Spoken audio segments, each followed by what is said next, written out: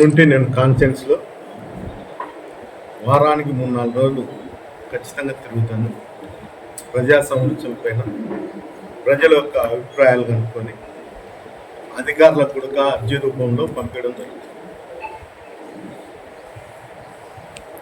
ప్రతిరోజు ఏదో కారణంతో పోలీస్ అధికారులు మనం నిలబెట్టడము, ఎక్కడ కూడా ప్రోగ్రాం చేయకోకుండా అడ్డుకోవడము, ఇవన్నీ జరుగుతాయి. ఈ ప్రక్రియ అంతా ఆలోచన చేసే 2 సంవత్సరాలు ఓపిక పట్టాను. ప్రతి లీడర్ కూడా ఏదైనా సమస్య వచ్చినా కూడా నేను ఇప్పుడు నుండి కూడా ఖచ్చితంగా దీనిపైన సమస్య పైన పోరాడతాను.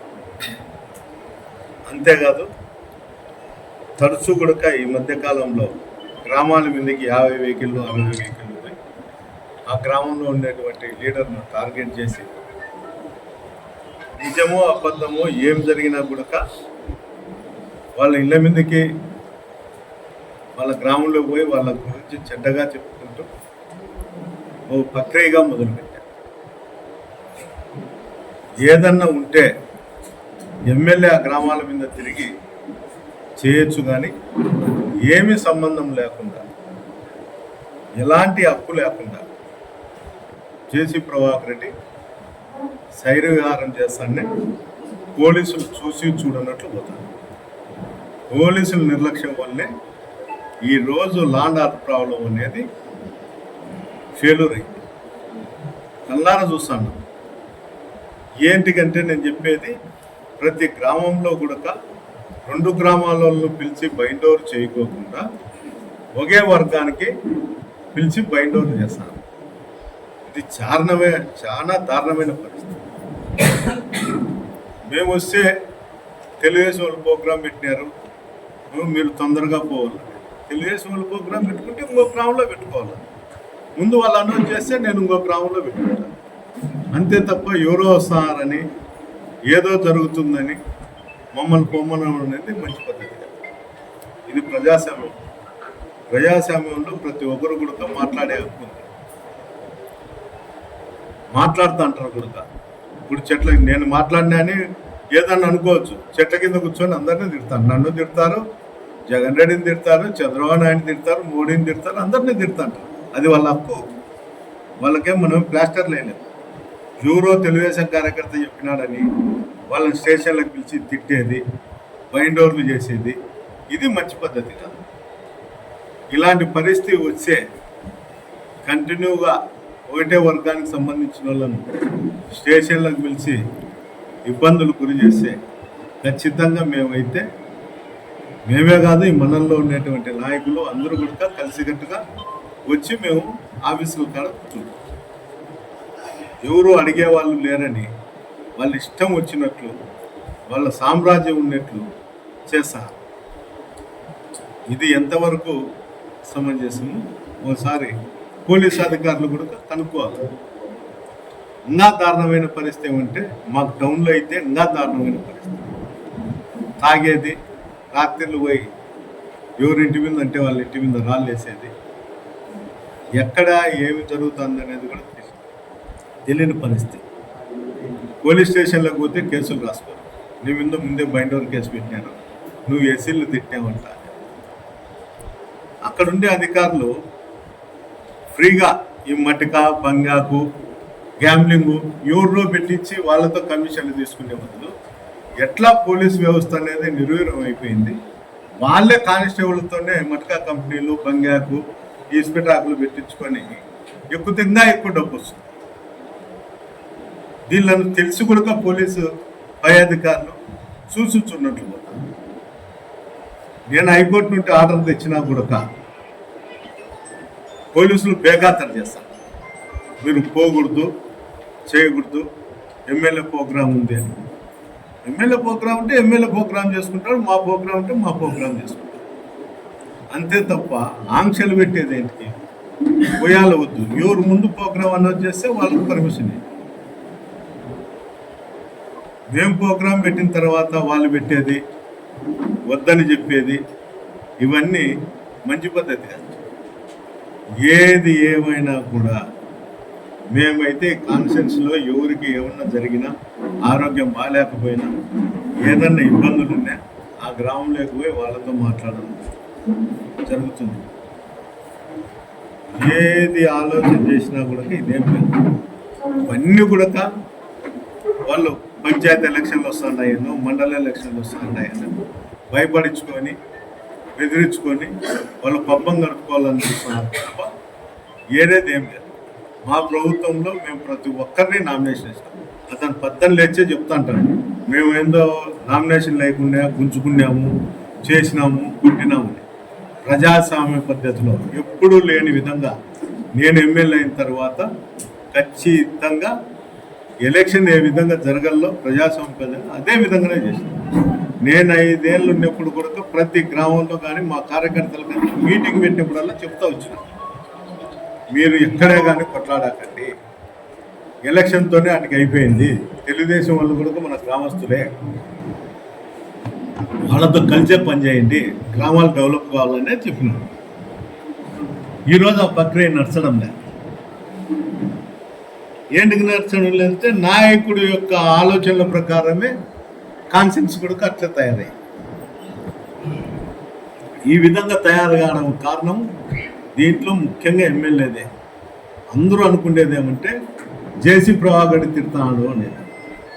అంటే కొడుకు తండ్రి కూర్చొని మాట్లాడి తండ్రితో కొడుకు చేశారు.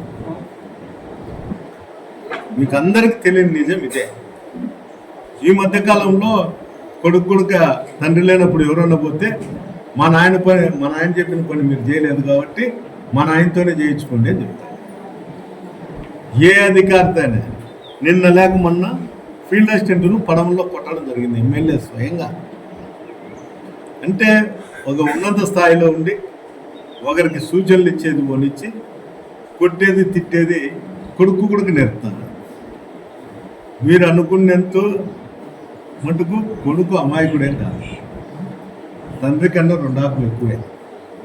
అతను నటిస్తాడు, ఇతను నటన చేస్తాడు.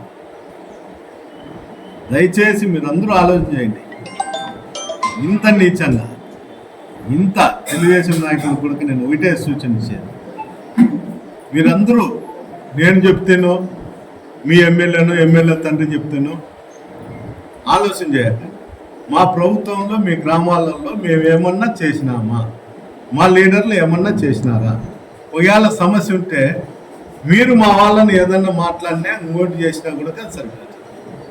ప్రభాకర్ రెడ్డి అనే వ్యక్తి ఎవరు? ప్రభాకర్ రెడ్డి అనే వ్యక్తి కాన్ఫరెన్స్లో ఎవరు? ఎమ్మెల్యే తండ్రి. ఎమ్మెల్యే అండ చూసుకొని ప్రతి ఒక్కరిని తిట్టేది.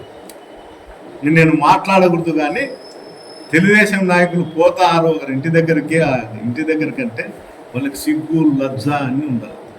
అన్నీ ఇడిచినారు. మానవత్వం కూడా లేదు.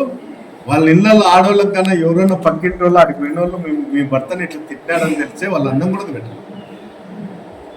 అంత నీచంగా ఆ విధంగా ప్రవర్తిస్తారు.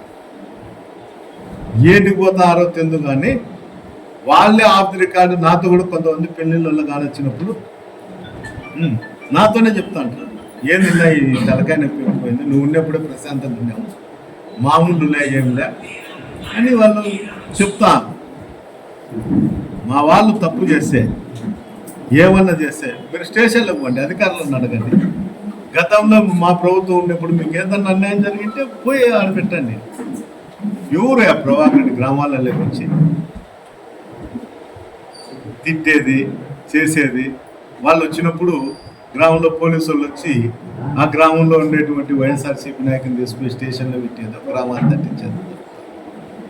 ఏం వాళ్ళ ఇంట్లో వాళ్ళు ఉంటారు, వాళ్ళ ఇంట్లో వాళ్ళు ఉండేదానికి వీళ్ళ ఆలోచన ఏమి అంటే ఇక్కడ ఉండే పోలీసు కాన్షియన్స్లో ఉండేటువంటి పోలీసు ఎమ్మెల్యే చెప్తే వింటారా లేకపోతే ప్రభాకర్ రెడ్డి చెప్తే వింటారో అర్థం కాదు.